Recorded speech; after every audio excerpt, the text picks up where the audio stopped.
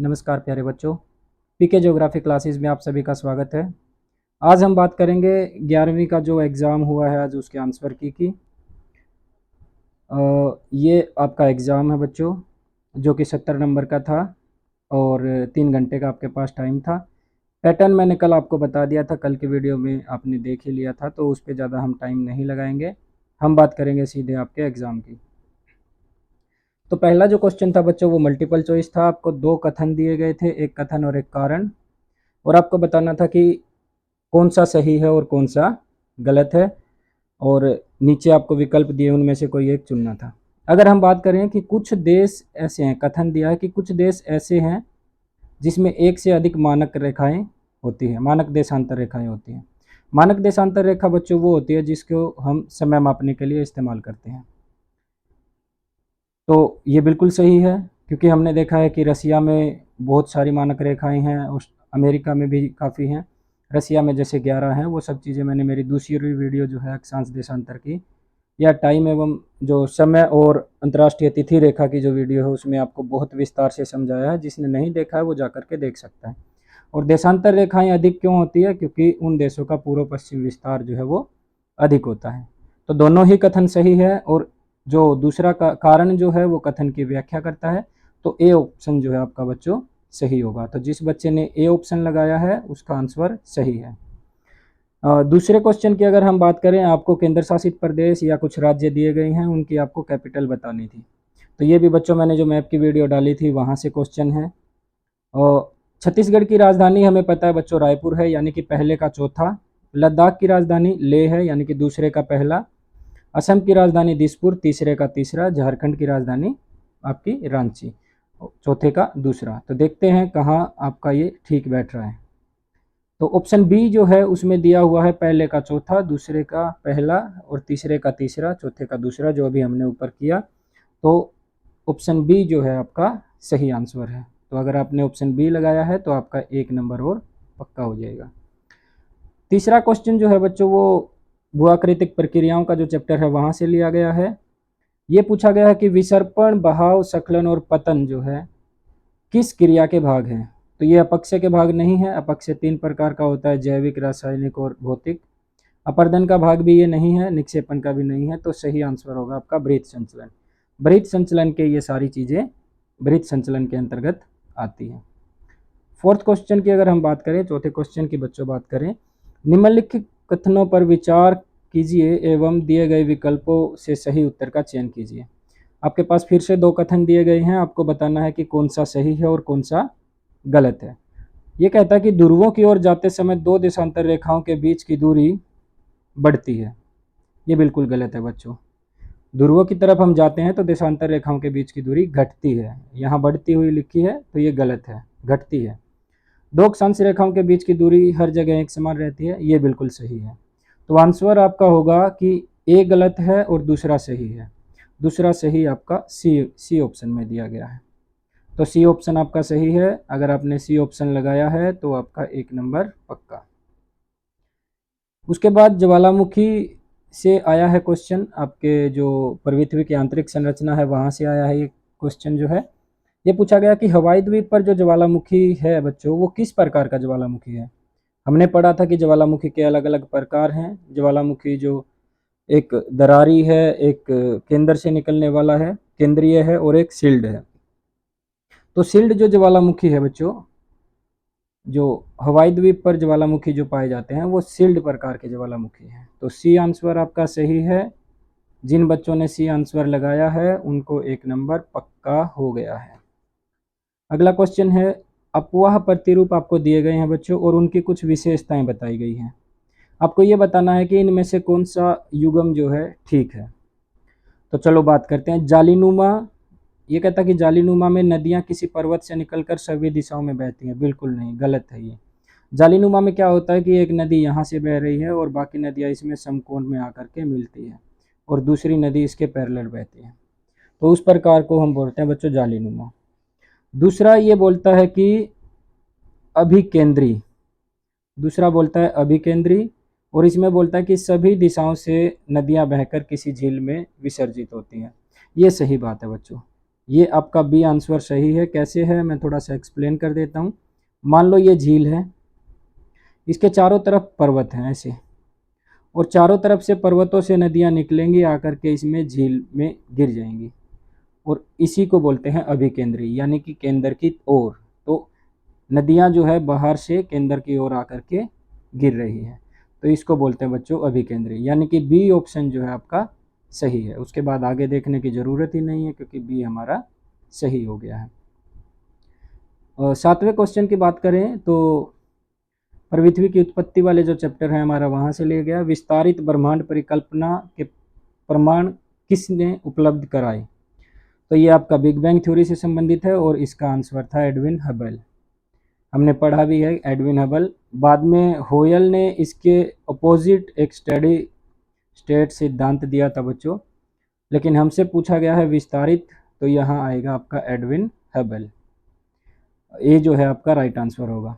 अगला क्वेश्चन है, आपसे पूछा गया है कि निम्नलिखित स्थलरुद्ध राज्य में से कौन सा अंतर्राष्ट्रीय सीमा को नहीं बांटता? यानी कि ये पूछा गया है कि स्थलरुद्ध का मतलब ये होता है कि बच्चों वो कहीं भी समुद्र के साथ नहीं लगता है। तो ऐसा राज्य जो समुद्र के साथ भी नहीं लगता है और किसी भी दूसरे देश के साथ भी अपनी सीमा को साझा नहीं करता है, हमें वो चुनना था। त्रिपुरा जो है आपका बांग्लादेश के साथ सीमा को साझा करता है। बिहार आपका नेपाल के साथ करता है। उत्तर प्रदेश आपका नेपाल के साथ करता है। तो आपका राइट आंसर होगा बच्चों झारखंड। तो जिस बच्चे ने ये भी जो है क्वेश्चन, मैंने जो मैप इंडिया का मैप जो कराया था सेकंड पार्ट, वहां से आया है। इसके बाद अगर हम बात करें बच्चों, पूछा गया है कि निम्नलिखित में से कौन से द्वीप समूह जो है अरब सागर में है? तो मिनिकॉय तो अरब सागर में है, लेकिन बैरन द्वीप नहीं है। बैरन द्वीप जो है वो अंडमान निकोबार के पास है, उसी का पार्ट है जहाँ पर भारत का एकमात्र जो है स्किरिया ज्वालामुखी आपको मिलता है। तो ए गलत हो गया। बी की बात करें, कन्नानोरे और अमीनी द्वीप, ये दोनों आपके अरब सागर में आपको देखने को मिलते हैं। तो बी आपका सही आंसर होगा। इसके बाद 10वें क्वेश्चन की अगर हम बात करें बच्चों, 10वें क्वेश्चन में ये बोलता है कि फिर से आपको 2 कथन दिए हैं और आपको सही आंसर जो है बताने हैं। पहले ये बोलता है कि वित्तीय मैदान जो है महाद्वीपीय तटों एवं मध्य सागरीय कटकों के बीच में है। बिल्कुल सही है बच्चों, कि जो महाद्वीपीय तट है और आपकी जो महासागरों के बीच में कटक होती है, उसके बीच में आपको वित्तीय गहरे समतल मैदान देखने को मिलते हैं। एक कथन जो है वो बिल्कुल सही है। बी की बात करें, महाद्वीपीय सीमा में महाद्वीपीय मगन तट, महाद्वीपीय ढाल, महाद्वीपीय उभार और गहरी महासागरीय खाइयाँ आपको देखने को मिलेगी। ये भी बिल्कुल सही है। लेकिन दोनों सही है, लेकिन जब हम देखते हैं कि इन दोनों में बच्चों आपस में कोई संबंध आपको नहीं देखने को मिलता है। दोनों अलग अलग बात है, लेकिन दोनों सही है। तो डी आपका राइट आंसर होगा कि दोनों कथन सही हैं, परंतु एक दूसरे से संबंधित नहीं है। 11वें क्वेश्चन की अगर हम बात करते हैं बच्चों, ये सिंधु नदी से पूछा गया है। सिंधु नदी की कुछ सहायक नदियां आपको दी गई हैं और उत्तर से दक्षिण क्रम में आपको इनको व्यवस्थित करना है। तो उत्तर से दक्षिण की तरफ जब हम इनको व्यवस्थित करते हैं बच्चों, तो मैप में जब हमने किया था कि सबसे ऊपर सिंधु नदी, उसके बाद आती है आपकी झेलम, फिर आती है आपकी चेनाब, फिर आती है आपकी रावी, और सबसे नीचे आती है आपकी सतलुज। तो इस प्रकार अगर हम देखें तो सबसे पहले झेलम, फिर चेनाब, फिर रावी और फिर सतलुज, यानी कि 1 2 4 3। तो किस ऑप्शन में 1 2 4 3 है? 1 2 4 3 सही आंसर होगा आपका सी ऑप्शन। तो सी जो है आपका राइट आंसर होगा। अगला जो 12वां क्वेश्चन है उसकी बात करें तो प्रायद्वीपीय अपवाह तंत्र की विशेषता नहीं है, ये पूछा गया है आपसे। तो इसका मतलब 4 में से कोई एक है वो विशेषता अपवाह तंत्र की, प्रायद्वीपीय अपवाह तंत्र की नहीं है, बाकी सब है। ये बोलता है कि ये 12मासी नदियां हैं। क्या प्रायद्वीपीय अपवाह तंत्र की नदियां 12मासी है? नहीं, बिल्कुल नहीं। तो यही जो है आपका राइट आंसर होगा, क्योंकि इन्होंने विशेषता नहीं पूछा है, तो ये नहीं है विशेषता। बाकी सारी ये सबसे प्राचीन तंत्र है, बिल्कुल सही बात है। पश्चिम से पूर्व की ओर ज़्यादातर नदियाँ बहती हैं। नर्मदा एवं ताप्ती को छोड़ दो, वो पश्चिम की तरफ बहती हैं। इसके अलावा सुनिश्चित मार्ग पर चलती हैं, विसर्प नहीं बनाती है, बूढ़ी हो चुकी हैं ये नदियाँ, मैंने बताया था आपको एक बार। तो ए जो था आपका सही आंसर था। अगर हम 13वें क्वेश्चन की बात करें बच्चों, यहाँ पूछा गया है कि कौन सा कथन विभेदन विभेदन की प्रक्रिया से संबंधित है। जब हम पृथ्वी के बनने की बात कर रहे थे तो हमने दो तीन चीज़ें पढ़ी थी कि विभेदन हुआ, उसके बाद पहले संघनन हुआ, विभेदन हुआ, फिर गैसीकरण हुआ, गैस से बाहर निकलना शुरू हुई। तो विभेदन के बारे में हमें बताना है। और विभेदन में हमने पढ़ा था कि दो चीज़ें जो है वो अलग हो रही थी। तो कौन सी चीज़ें अलग हो रही थी? हल्के और भारी घनत्व का पदार्थों का इसमें अलग अलग पृथक्करण हुआ था। तो बी जो है बच्चों वो आपका राइट आंसर होगा। 14वें क्वेश्चन की बात करें तो ये कहता कि अगर हम हिमालय पर ट्रैकिंग के लिए, ट्रैकिंग मतलब होता है कि पैदल पहाड़ों के ऊपर चढ़ने को हम बोलते हैं ट्रैकिंग।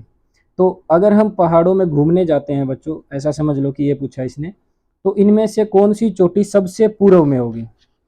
तो हमें सबसे पूर्व में कौन सी चोटी बतानी है कि कौन सी सबसे पूर्व में होगी। तो सबसे पूर्व में होगी बच्चों आपकी नामचा बरवा। नामचा बरवा कहाँ है? अरुणाचल प्रदेश में।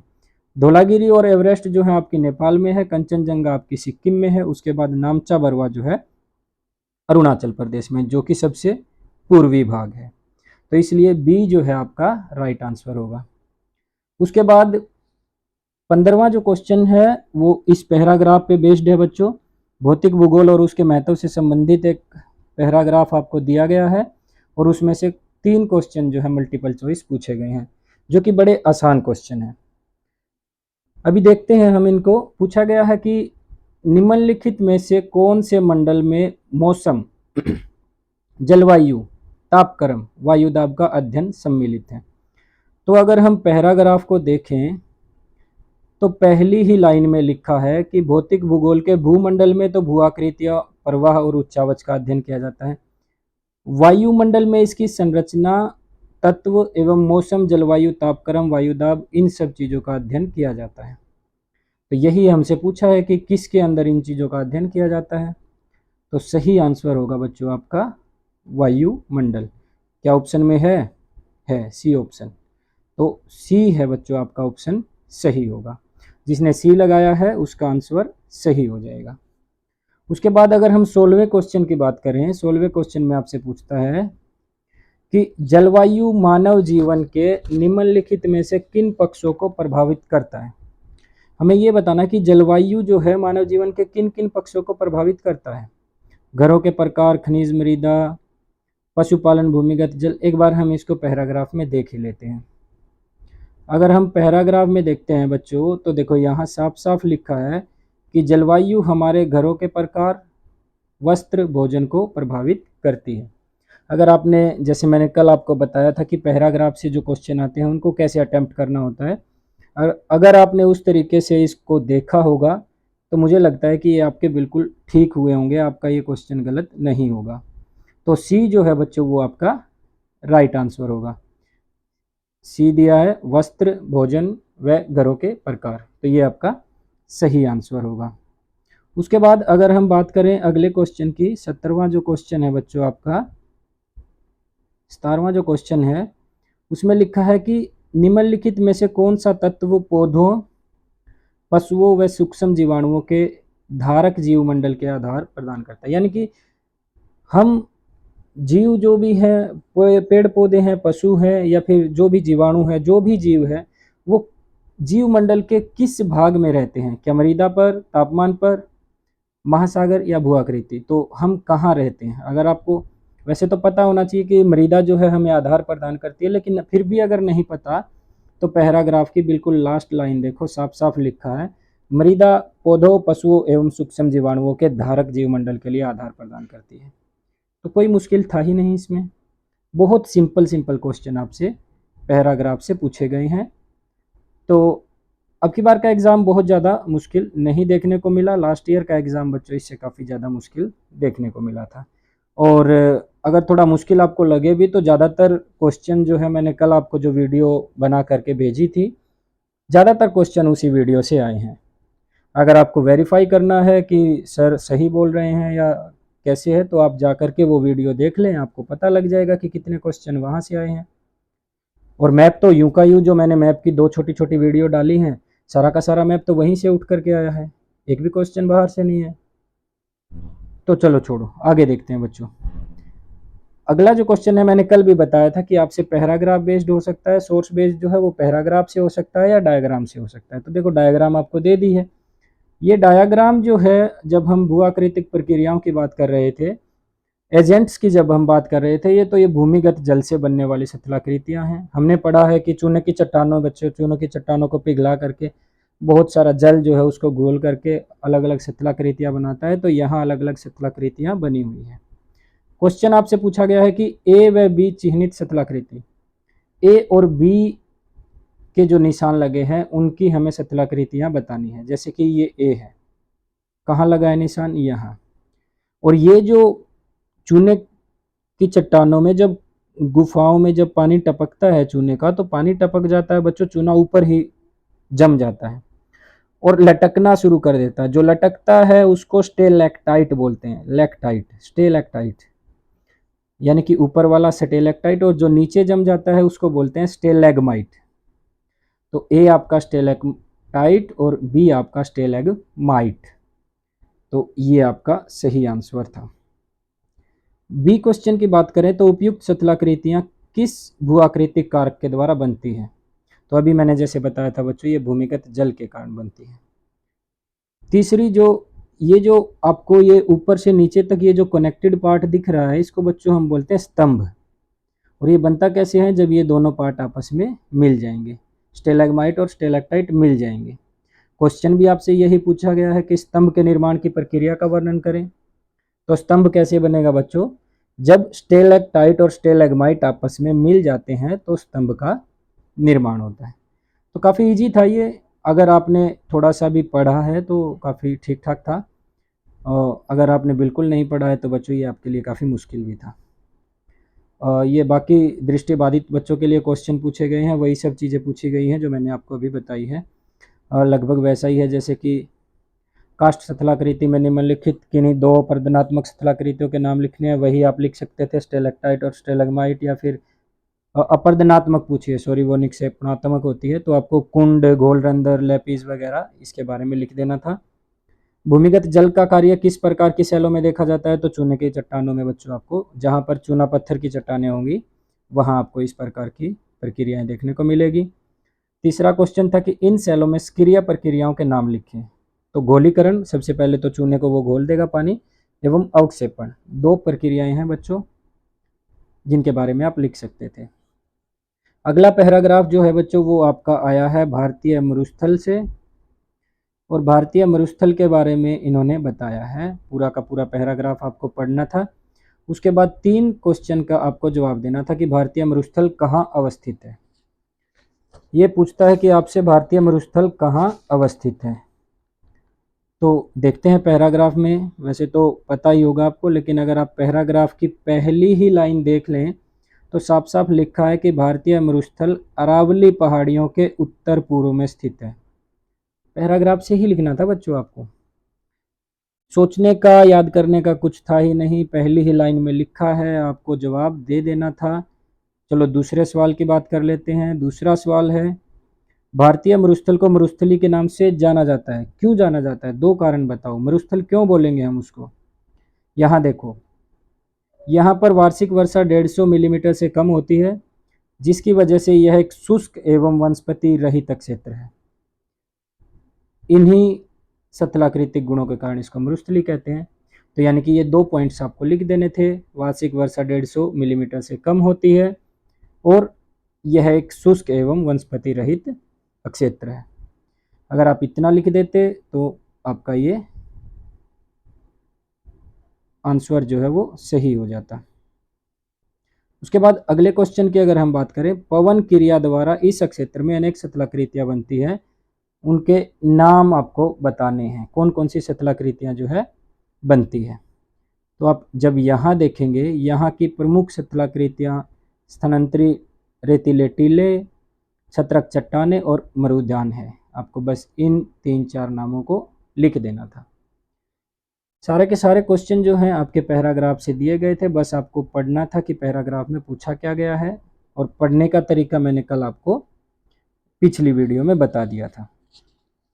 अगले क्वेश्चन की बच्चों अगर हम बात करते हैं तो अगला क्वेश्चन आपसे पूछा गया है, 3 नंबर का क्वेश्चन है, जलोढ़ पंख निर्माण की प्रक्रिया की व्याख्या कीजिए। ये थोड़ा सा डिफ़िकल्ट आपको लग सकता था अगर आपने थोड़ा सा कम पढ़ा है तो इसका आंसर आपको क्या लिखना था बच्चों कि जब नदी उच्च स्थानों से बहती हुई गिरिपद व मंद ढाल के मैदानों में, यानी कि पहाड़ों से जब नदियाँ आती हैं बच्चों, तो वो अपने साथ पत्थर, बड़े बड़े पहाड़ के टुकड़े, रेत, सब चीज़ों को अपने साथ लेकर के चलती है, क्योंकि पहाड़ों में नदी के पास ढलान है और पानी की रफ्तार तेज हो जाती है, जिसकी वजह से उसके पास गतिज ऊर्जा है और वो उसको ढो सकती है। लेकिन जैसे ही वो मैदानी भागों में प्रवेश करती है, यानी कि समतल भागों में प्रवेश करेगी, अब ढलान कम हो जाएगा, यानी कि मंद ढाल के मैदानों में जब प्रवेश करेगी, तो ढलान कम होने की वजह से उसकी जो पावर है, गतिज ऊर्जा है, वो कम हो जाएगी।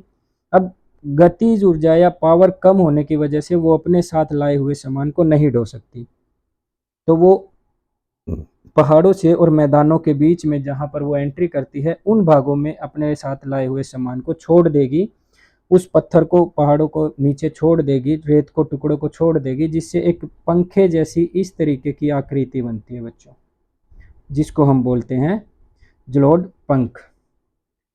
तो एक एक हो गया कि जलोढ़ पंख के निर्माण की प्रक्रिया के बारे में एक स्टेप हो गया। दूसरा, पर्वतीय क्षेत्रों में बहने वाली नदियाँ भारी व स्थूलाकार नद भार वहन करती है, वही मैंने आपको बताया कि बहुत सारा सामान जो है वो लेकर के आती है। तीसरा भी वही कि मंद ढाल होने की वजह से वो असमर्थ हो जाती है और शंकु के आकार में निक्षेपित हो जाती है। तो वही सारी की सारी प्रक्रिया आपको लिखनी थी कि नदियाँ जैसे वहाँ से उतरेंगी तो उसके पास गतिज ऊर्जा वो सब कम हो जाएगी, जिसकी वजह से सामान को नहीं ढो पाएगी। अगर हम इसके अथवा की बात करें बच्चों, आपसे अथवा में भी जो क्वेश्चन पूछा गया है, अगर हम उसकी बात करें तो अथवा में आपसे पूछा गया है कि युवावस्था में प्रवाहित जल से निर्मित स्थल रूप। तो हमें पता है कि नदी के बच्चों, नदी जो है, एक सेकंड,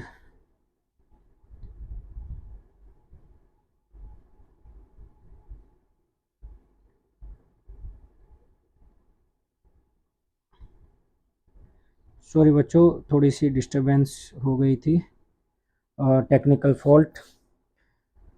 नदी जो है बच्चों जब पहाड़ों से निकल करके चलती है तो मैदानों में प्रवेश करने से पहले हम उसको युवावस्था बोलते हैं। जब वो मैदानों में चलती है, मैदानों में जब वो बहती है तो उसको हम प्रौढ़ावस्था बोलते हैं, और अंत में जब वो समुद्र में गिरने से पहले डेल्टा वगैरह का निर्माण करती है तो उसको हम वृद्धावस्था बोलते हैं। तो 3 अवस्थाओं में उसको बांटते हैं हम। आपसे पूछा गया है कि युवावस्था में कौन कौन सी शिथिलाकृतियां बनती है, तो आपको बताना था कि पहाड़ी भागों में जो जो नदियां जो जो शिथिलाकृतियां बनाती हैं उनकी बात करनी थी। तो पहाड़ी भागों में अगर हम बात करें तो वी आकार की घाटी बनाएगी। इसके अलावा हल्के फुल्के बाढ़ के मैदान या तो होंगे ही नहीं या बहुत कम आपको दिखाई देंगे। जल विभाजक जो है वो बहुत बड़े बड़े होंगे और समतल होंगे, इनमें दलदल व झीलें हो सकती हैं। इसके अलावा ऊंचे समतल धरातल पर नदी कभी कभी विसर्प जो है विकसित करती है। इसके अलावा गार्ज, कैनियन वगैरह का निर्माण भी जो है नदी आपको बनाती हुई आपको दिखाई देगी। अगर हम अगले क्वेश्चन की बात करें, 11वां क्वेश्चन जो है बच्चों, 21वां जो क्वेश्चन है आपका, इसके बारे में मैंने कल की वीडियो में भी आपको बोला था कि शोभ मंडल, समताप मंडल, उनकी विशेषताओं को आप याद कर लेना 3-3, 4-4, क्योंकि वो पूछी जा सकती है और पूछी गई है। देखो 3 नंबर में शोभ मंडल की किन्हीं 3 विशेषताओं के बारे में आपको बताना था। तो वैसे तो अगर हम बात करें बगैर वहाँ दिखाए तो आपको पता ही होगा, ये सबसे निचला स्तर है। इसकी ऊंचाई भूमध्य रेखा पर अधिक होती है और ध्रुवों पे कम होती है। वही कल मैंने इसकी विशेषताएं कल आपको बताई भी थी। ऊंचाई के साथ तापमान में गिरावट आती है, इसी में धूलकण व जलवाष्प मौजूद होते हैं, मौसम परिवर्तन इसी में होता है, सभी जैविक क्रियाएं इसी में होती है। तो इनमें से कोई 3 आपको लिखनी थी बच्चों। तो ये तो बहुत इंपॉर्टेंट है, शोभ मंडल, वायुमंडल का संरचना, ये तो बहुत ज़्यादा इंपॉर्टेंट है। चलो अगले क्वेश्चन की बात कर लेते हैं। पी और एस तरंगे, पी तरंगे एस तरंगों से किस प्रकार भिन्न है, स्पष्ट कीजिए। सिंपल क्वेश्चन था। भूकंप की जो पी तरंगे हैं और एस तरंगे हैं उनके बीच में क्या डिफरेंस है, क्या अंतर है, वो आपको बताना था। पी तरंगे तेज गति से चलती हैं, एस तरंगे कम तेज गति से, पी तरंगों के मुकाबले कम तेजी से चलती हैं। पी तरंगों को हम प्राथमिक तरंगे कहते हैं, एस को हम द्वितीयक कहते हैं। पी जो है वो पहले पैदा होंगी, धरातल पर पहले पहुंचती है, एस तरंगे बाद में पहुंचती हैं। इसके अलावा हम बात करें पी तरंगे जो है वो आपकी जल भाग से भी गुजर सकती है और ठोस भाग से भी गुजर सकती है, लेकिन एस तरंगे जो है वो जल भाग से नहीं गुजर सकती। इसी कारण पी तरंगे जो है पृथ्वी के सभी भागों से गुजरती है, लेकिन एस तरंगे जो है क्रोड से होकर के नहीं गुजरती है। तो ये 5-6 जो है बच्चों आपके डिफरेंस थे। आप कोई भी 3 या 4 लिख देते बच्चों, आपका क्वेश्चन अटेम्प्ट हो जाता। इसके अथवा में भी दिया गया है कि पृथ्वी की आंतरिक संरचना से संबंधित अप्रत्यक्ष स्रोतों का मूल्यांकन कीजिए। तो पृथ्वी की जब आंतरिक संरचना की बात करते हैं तो हम उसके स्रोतों को बच्चों 2 भागों में बांटते हैं, एक प्रत्यक्ष और एक अप्रत्यक्ष। प्रत्यक्ष की जब बात करते हैं तो जब अप्रत्यक्ष की बात करते हैं बच्चों हम, तो हम देखते हैं कि इसके अंदर हम शामिल करते हैं आपका भूकंप जो है उससे निकलने वाली जो तरंगे हैं, हम उन चीज़ों को इसके अंतर्गत शामिल करते हैं। इसके अलावा हम गुरुत्वाकर्षण को शामिल करते हैं, घनत्व को शामिल करते हैं। तो इन सब चीज़ों के बारे में आपको थोड़ा थोड़ा सा बस एक्सप्लेन करके बताना था कि किन किन चीज़ों को हम शामिल करते हैं। अगर 23rd क्वेश्चन की बात करें तो नदियों का पानी अनेक कारणों से प्रदूषित हो रहा है, खुद बोल रहा है कि ये पानी प्रदूषित हो रहा है। आपको बस उसके परीक्षण करने का मतलब होता है कि आपको उसकी सपोर्ट में बोलना था कि क्या हो रहा है, अगर हो रहा है तो कैसे। आपको पता है कि बच्चों बहुत सारी इंडस्ट्री जो है, बहुत सारे उद्योग जो हैं, वो अपना कचरा जो है या फिर अपना अवशेष जो है, जो अवशिष्ट पदार्थ है, उसको डायरेक्ट नदियों में डाल देते हैं बगैर शुद्ध किए हुए। काफ़ी उद्योगों से गंदा पानी निकलता है जो कि साफ किए बगैर नदियों में डाल दिया जाता है। जैसे हम बात करें आपके चमड़ा उद्योग की या आपके रंगाई पुताई उद्योग की, तो वहाँ से बहुत सारा गंदा पानी निकलता है बच्चों। तो एक कारण हो गया आपका औद्योगिक इकाइयाँ, तो वहाँ से निकलने वाला अवशेष नदियों के पानी को खराब करता है। दूसरा जो है, हम बहुत सारे त्योहारों पर बच्चों बहुत सारे फूल और बाकी चीज़ें जो है नदियों में डालते हैं, तो वो, इसके अलावा घर का जो सीवेज का जो सामान है वो सारा का सारा आपका नदियों में जाता है। नाले जो हैं जा कर के नदियों में मिल जाते हैं, बगैर शुद्ध किए उसको वहाँ डाल दिया जाता है। इसके अलावा कई बार जो है कृषि के अंदर जो हम कीटनाशक डालते हैं बच्चों, उसकी वजह से भी कई बार पानी जो है फ्लड वगैरह आ जाए तो उसकी वजह से भी जो है पानी नदियों का खराब हो जाता है। तो मुख्य तौर पर अगर हम देखें तो 3 कारण है, आपका घरेलू है, आपका सीवेज का है और आपका उद्योगों का की वजह से होने वाला प्रदूषण है। महाद्वीपीय विस्थापन के पक्ष में प्रस्तुत किए गए परमाणु का वर्णन कीजिए।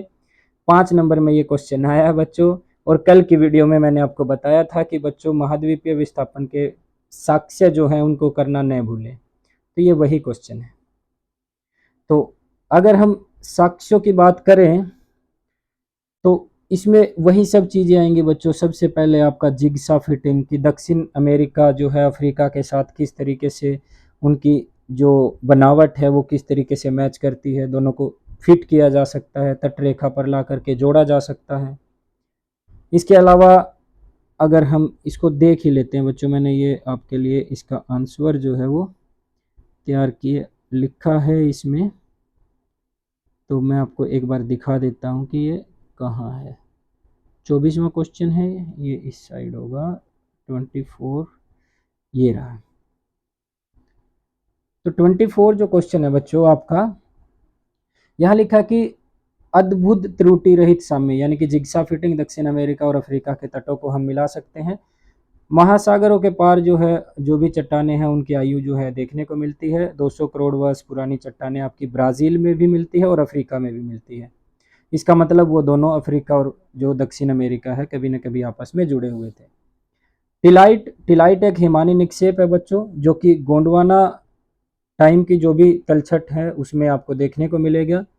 ये भारत के अलावा दक्षिण के जितने भी स्थलखंड हैं उन सब में देखने को मिलेगा, जैसे कि अफ्रीका, मेडागास्कर, फाकलैंड वगैरह सब जगह आपको देखने को मिलता है। इसके अलावा प्लेसर के निक्षेप, सोने के निक्षेप आपको देखने को मिलते हैं बच्चों अफ्रीका के पश्चिमी तट पर घाना में और दक्षिण अमेरिका के ब्राज़ील तट पर। तो इसका मतलब दोनों कभी न कभी आपस में जुड़े हुए थे, बाद में वो अलग हो गए। इसके अलावा बहुत सारे जीवाश्म हैं जिनका हमें अवशेष देखने को मिलता है, और वो जीवाश्म खास तौर पर भारत, अफ्रीका और मेडागास्कर में, जैसे लेमूर जो है उसके अवशेष आपको देखने को मिलते हैं। इसी कारण इस भाग को कई बार लेमूरिया के नाम से जाना जाता है। तो शायद किसी बच्चे ने कल मुझसे पूछा भी था कि सर लेमूरिया क्या होता है। तो लेमूरिया बच्चों आ गया आपके से पेपर में, लेमूरिया क्या होता है। तो बहुत सारी चीज़ें बच्चों वही हैं जो मैंने आपको करवाई थी कल, लेकिन आपने की है तो बहुत अच्छा होगा आपका पेपर, और अगर आपने नहीं की है तो उसके लिए आप खुद जिम्मेवार हैं। 25वें क्वेश्चन की बात करें तो बच्चों भारत को उपमहाद्वीप क्यों कहते हैं? हम बार बार जब भारत की बात करते हैं तो हम भारत को उपमहाद्वीप कहते हैं। क्यों कहते हैं? एक तो भारत का आकार इतना बड़ा है बच्चों, इसका आकार जो है विशेष आकार है, जिसकी वजह से भारत की जो भौतिक विविधता है वो आपको देखने को मिलती है। जैसे भारत के उत्तर में अगर हम देखें तो हिमालय पर्वत है ना। वो हिमालय पर्वत जो है पूरे एशिया से भारत को अलग करता है, इसलिए भारत के नीचे का जो भाग है उसकी एक विशेष पहचान है। इसके अलावा यहाँ पर जो ऊंचे पर्वत है वहाँ से बहुत सारी नदियाँ जो है बच्चों आपको देखने को मिलेंगी, बहुत सारी नदियाँ निकलती हैं।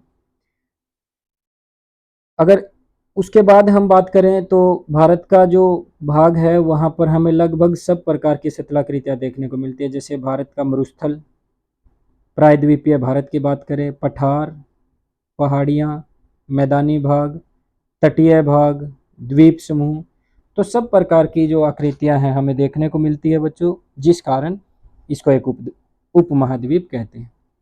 इसके अलावा अगर हम देखें तो भारत के ये वाला भाग पर्वतीय है, ये मरुस्थलीय है, तो ये सब चीज़ें है ना। तो इसके अलावा अगर ये इधर का हिस्सा अगर हम पाकिस्तान और उसके साथ का हिस्सा देखें तो यहाँ पर सुलेमान हिंदू कुश की पहाड़ियाँ जो है ये अगर हम शामिल कर लें तो ये जो भाग होगा फिर पूरे भारत को बाकी देशों से अलग कर देगा। इसके अलावा जो भारत के पड़ोसी देश हैं जैसे कि नेपाल, भूटान, पाकिस्तान, बांग्लादेश, इन सब को भी हम भारतीय उपमहाद्वीप में शामिल करते हैं। तो इस तरीके से आपको कुछ विशेषताएं लिख देनी थी। इसके अलावा आप जलवायु संबंधी विशेषताएं लिख सकते हैं कि भारत में अलग अलग प्रकार की जलवायु जो है वो देखने को मिलती है, अलग अलग प्रकार की मिट्टी जो है वो देखने को मिलती है।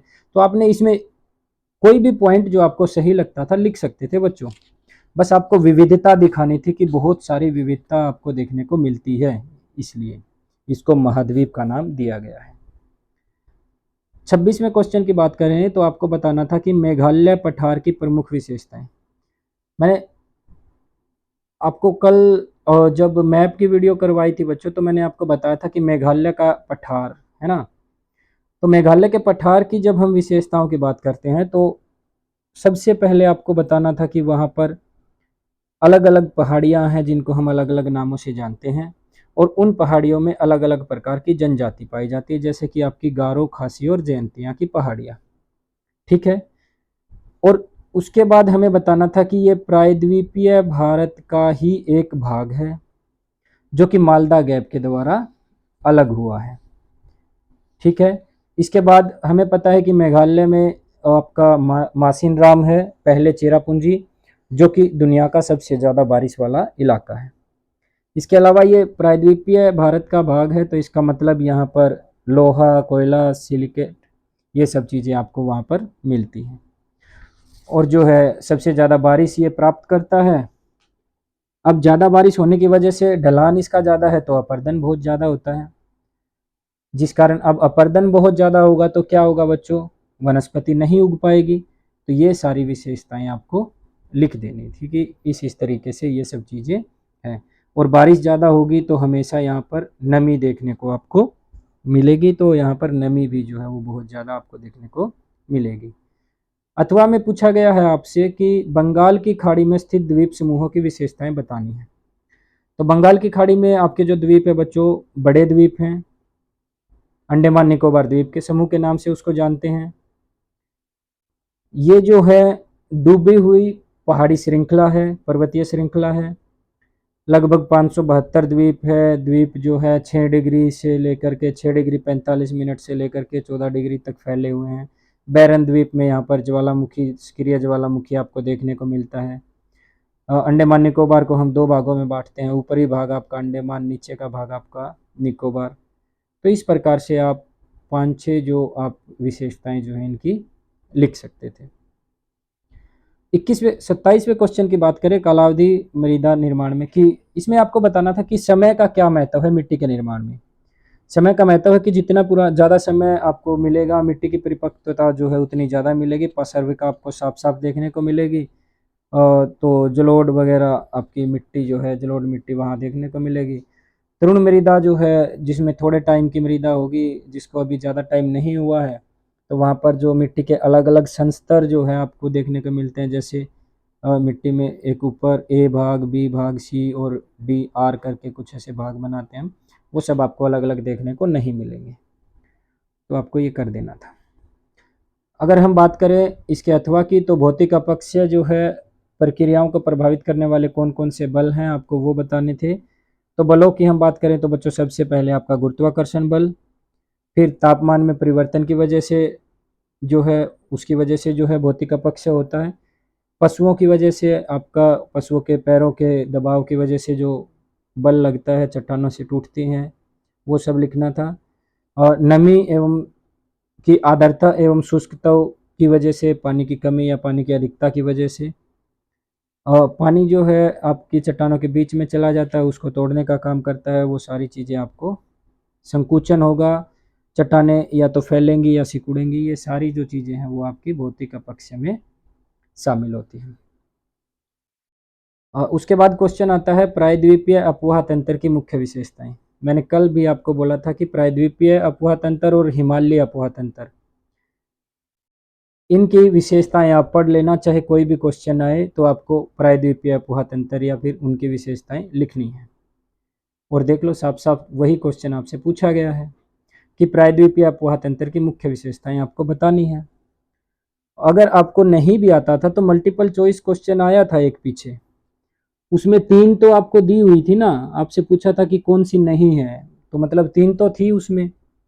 कौन कौन सी 3 थी? सबसे पुराना नदी तंत्र है। अब पुराना हो गया है तो प्रौढ़ावस्था आ गई है, तो उसमें प्रौढ़ावस्था की ही आपको शतलाकृतियां देखने को मिलेगी। सारी नदियां जो है लगभग पश्चिम से पूर्व की तरफ बहती हैं, नर्मदा और ताप्ती को अगर आप छोड़ दें तो। पश्चिम में बहने वाली नदियां जो है वो डेल्टा नहीं बनाती है, पूर्व में बहने वाली नदियां जो है डेल्टा बनाती हैं। इसके अलावा ये विसर्प का निर्माण नहीं करती हैं, बारहमासी नहीं है, मौसमी नदियां हैं, है ना। तो ये सारी चीज़ें आपको लिखनी थी बच्चों। जैसे आपकी 4-5 विशेष नदियां हैं, उनके नाम लिख देते आप। जो नदियां बंगाल की खाड़ी में गिरती हैं वो डेल्टा बनाती हैं, जैसे कि महानदी, गोदावरी, कृष्णा, कावेरी। जो अरब सागर में गिरती है वो डेल्टा का निर्माण नहीं करती हैं, जैसे कि नर्मदा और ताप्ती। तो आपको इस तरीके से ये क्वेश्चन आप अटेम्प्ट करना था। कावेरी नदी की बात करें तो कावेरी नदी तंत्र की 5 विशेषताएं आपको बतानी थी। सबसे पहले तो यही कि एक प्रायद्वीपीय नदी है, पश्चिमी घाट से निकलती है और आपकी गिरती कहाँ पर है? बंगाल की खाड़ी में।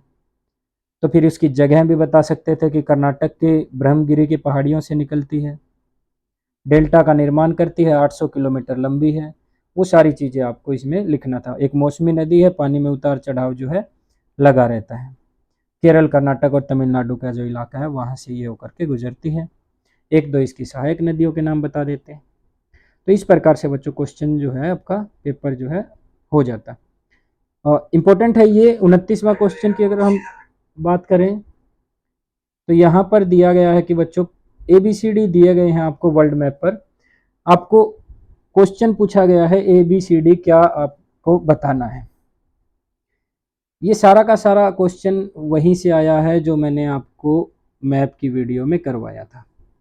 एक बार देख लेते हैं। क्वेश्चन पेपर में वर्ल्ड मैप आपको दिया हुआ था इस तरीके से, और ABCD वहाँ पर लिखे हुए थे। ये A लिखा हुआ है, ये B लिखा हुआ है, ये C लिखा हुआ है।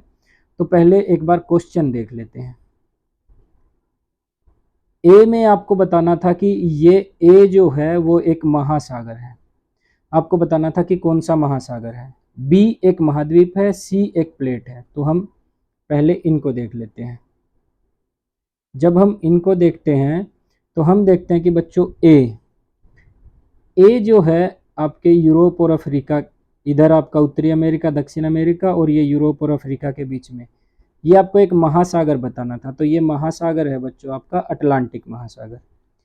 बी जो है आपको बताना था कि कौन सा महाद्वीप है। ये बी जो है आपको बताना था ये वाला महाद्वीप कौन सा है, ये एशिया महाद्वीप है।